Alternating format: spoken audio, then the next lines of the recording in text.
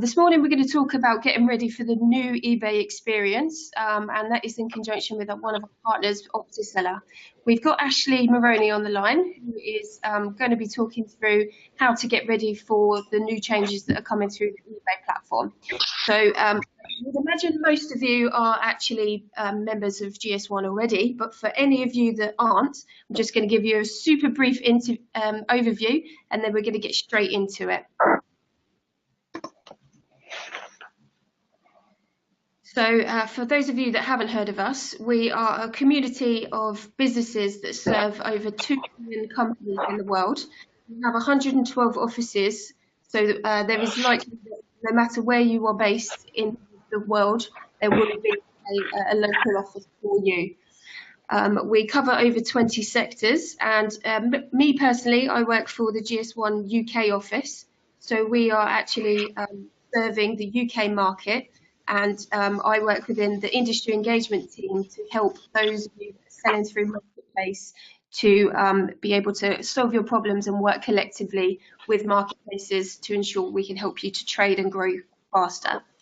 So without further ado, I'm going to pass over to Ashley to talk you through our topic for today. There you go, Ashley. Thanks, Lorna, and thanks GS1 for giving us the opportunity to talk to you today. So I'm Ashley, I'm the Director of Partnerships at Optiseller. Apologies as well for the technical issues. I get the mic taken out of me at work, so I'm the only one with a Mac, and I hope that wasn't the reason for today's problems.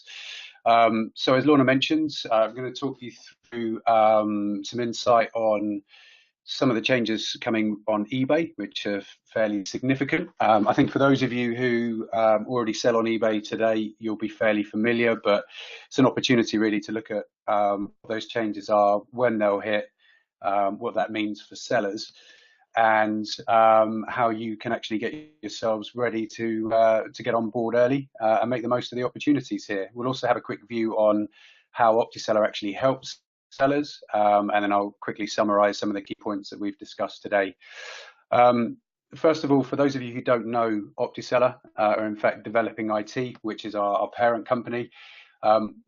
We were founded in 2004 in Scotland, originally as an e-commerce consultancy, software development, integration business.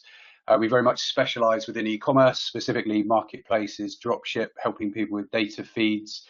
And we've got a really strong customer base within the automotive, fashion, and increasingly FMCG verticals. There's four kind of key things that we do within our organization. So I mentioned earlier about the consultancy aspects and what we were originally founded for, and that's still a very key part of our business. So going into an organization who's looking to potentially make technical changes, or who's looking at perhaps going international or opening marketplaces for the first time, we can actually come in and help them understand what some of the challenges might be from a process point of view, what some of the tools are out there, and what some of their advantages and negatives are, and help them understand which would be the right way of connecting to the various opportunities they're looking to achieve. We do a lot of integration work, so we help people to connect either directly to marketplaces, or we do integrations for the likes of Channel Advisor, Linworks, and in the past Volo. And we do a huge amount of work for eBay. So over the past few years, we have worked as an extension of their team to support the onboarding of over 600 large high street retailers and brands who are opening their eBay store for the first time. And as mentioned, we've done well over 100 integrations to various different platforms. Over more recent years, the experience that we've gained over the past 14 years have given us a unique insight as to how marketplaces work, what it means to be successful on a marketplace, or when you're operating in a dropship model. And that's helped us to develop a number of tools to support sellers to either to optimize and grow their sales and revenue. A lot of that comes down to ensuring that people are compliant with policies, that their data is correct, by providing support by reviewing their listings, their store data, providing recommendations, things that they can actually action to take away from their touch point with us that will help them to improve upon their overall performance. And actually the output of that has been the development of Optiseller. So Optiseller is our SaaS platform. We launched a couple of years ago. And really is a combination of all of those years worth of experience and learnings that we've taken from working with hundreds of marketplace sellers and some of the biggest marketplaces, and building that into a set of reusable tools with a simple and easy dashboard without a great deal of integration required. And how Optiseller essentially works is by first of all being authorized to scan your marketplace listings. And that's pretty simple to do. You just authorize it within your eBay account. There's no integration required. And what we will then do is scan the listings, identify potential issues. We will then make recommendations around what you would need to do to fix them, providing you follow those recommendations and action them. It'll give you the opportunity to then optimize and grow on the channel. And it's a constant process, so we're always reviewing. Optiseller takes a weekly snapshot so that we can then track over a period of time, how you've actually improved your performance. That's right the way down to metadata level. So what it actually looks like is this. So you can see we're looking across the number of listings, hit count, quantity sold, your conversion rate. This is a screen grab from my demo site, so it doesn't have feedback and the GTINs count, but a live account would do. And then we're looking at things like, are your titles good? Are you providing item specifics within the title? Are your overall item specifics of high quality? Do you have any duplicate listings? If you sell in automotive, do you have missing fitment data? Taking advantage of all of the different shipping options and cross-border global shipping programs, etc. Are you providing all of the images that you should do with your listings? So whilst this might seem bread and butter for experienced eBay sellers, you'd be very surprised with the number of people that don't look at this, and with the number of systems out there that don't have such a clear view. So this has actually come into being incredibly powerful for a number of sellers that we work with, who maybe find one or two things on their account, small things that are easily overlooked when you've got 46,000 listings to manage. But actually they've made a huge difference just by making a couple of small changes. So Optiseller overall, we review a lot of listings. We've reviewed 1 billion listings since we started, and we're reviewing an average of 70 million listings per week. And we have 7,500 users using Optiseller. A lot of that comes from the work that we do with eBay in providing the parts compatibility tool, and over in the US with a separate tool that we provide for them there as well. But we have a very healthy and growing user base who all see very significant improvement on their KPIs within about a month of using Optiseller. So we consider ourselves, if you're looking for a needle in a haystack, with a magnifying glass. And that's probably the best way to look at what Optiseller can do for you on your marketplace listings. So that's enough about that for the moment. I'm going to come back to you a little bit later on and show you some specific things that are relevant to product-based shopping. But I think what's probably worthwhile doing now is a quick recap. I'm not going to go into nth degree, as I'm sure most of you have heard varying forms of this through from eBay and through the industry press as well, but worth having a quick recap as to what these changes mean. Essentially, eBay are moving away from their traditional listing-based model into a product-based model. So listings now will actually be grouped by product or product aspects. And there'll be best offers visible based on the condition of the item. So this is a pretty significant change. What that essentially looks like today is that if you go and search for an iPhone 7, you'll get the 4,500 results, and then you've got to put all filtered requirements in to find the right model, and it becomes pretty tricky to actually compare like for like from a pricing point of view. You can see in the on the right hand side that at the moment this is in best match view, which is kind of eBay as it is today, with the opportunity to actually group similar listings, which is the model that we're moving to with product-based shopping experience. What that then looks like on the same search is that you've got 227 results grouped into 2,252 buying options. And as you can see from the highlighted bracket on the right, you've now got an opportunity to view the brand new item, pre-owned or refurbished, with the best price offers available. And you can see that there's a further 172 listings related to this particular item. So it cleans the whole experience up, makes it much easier to browse, particularly if you're on a mobile device.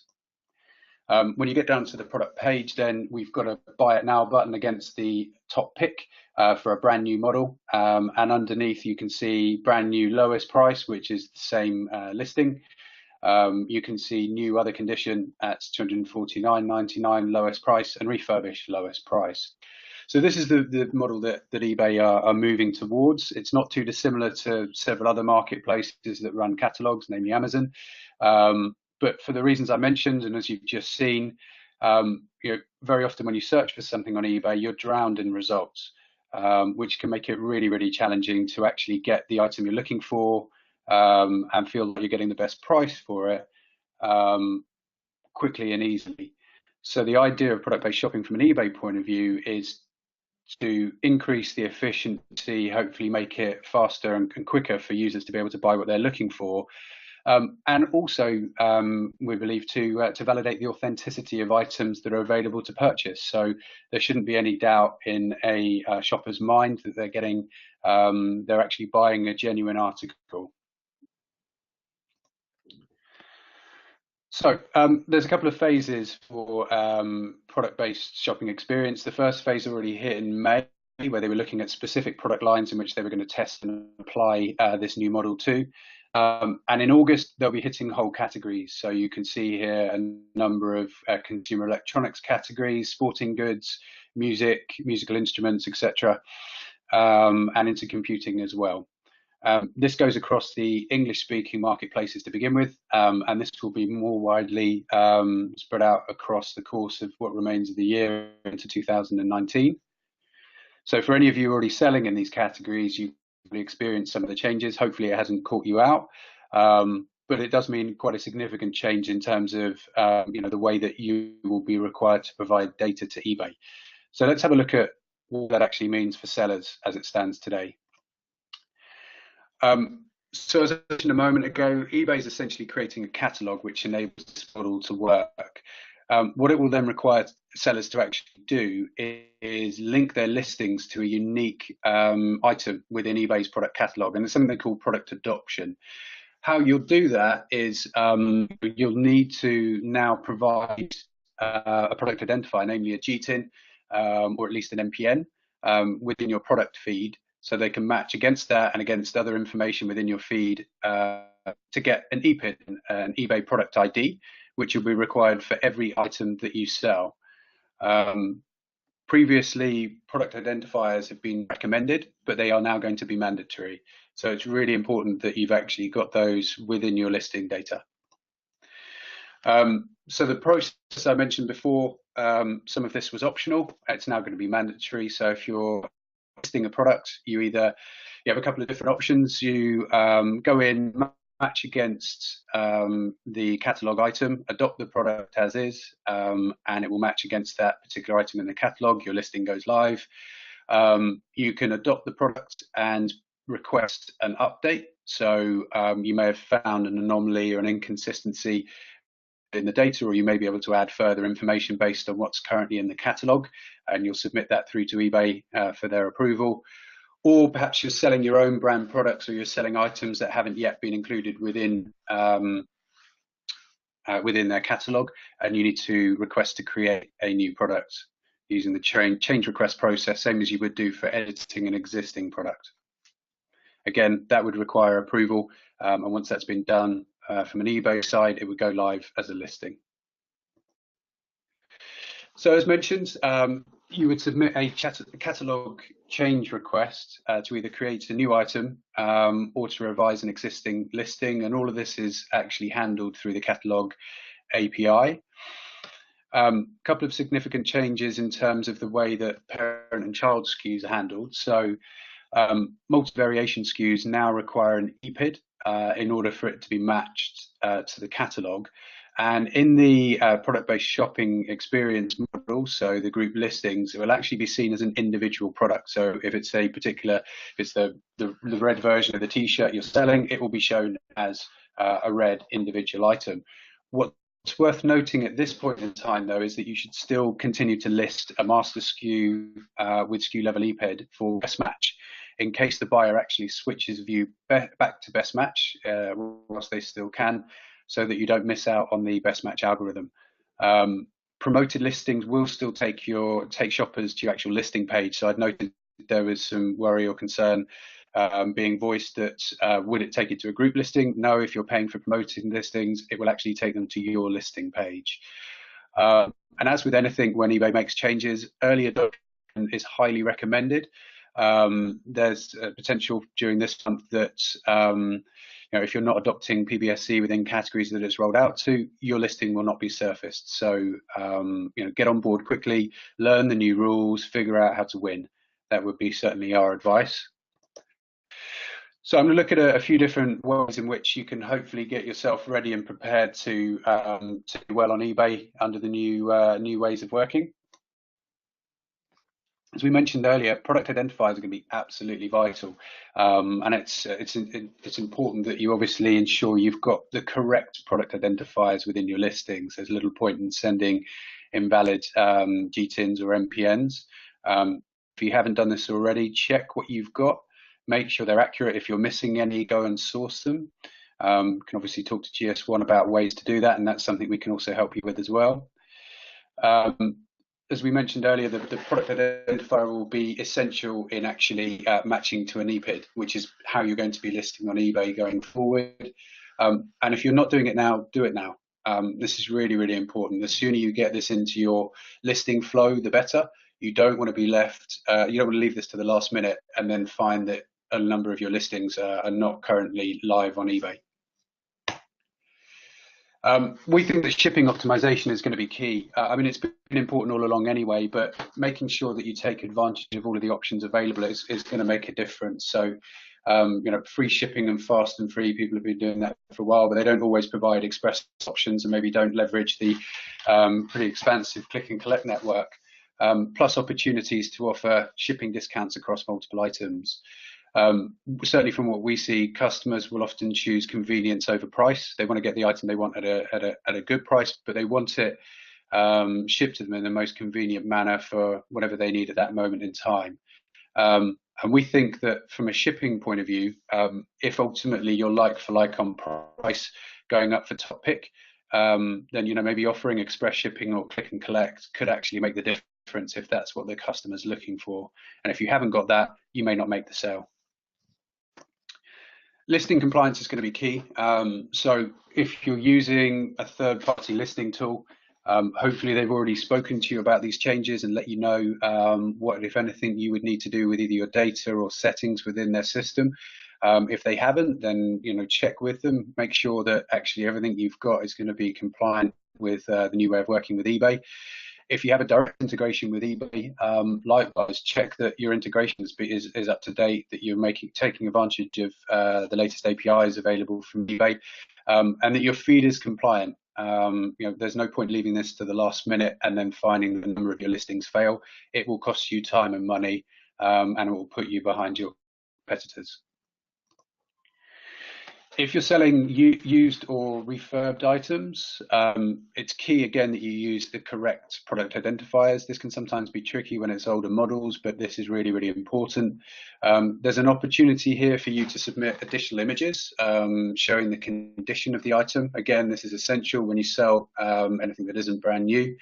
And it's going to be vital that you really make your points of difference as prominent as possible. So how you do your gradings, what warranty you offer with purchase, what your returns policy is, highlighting your excellent feedback score, etc.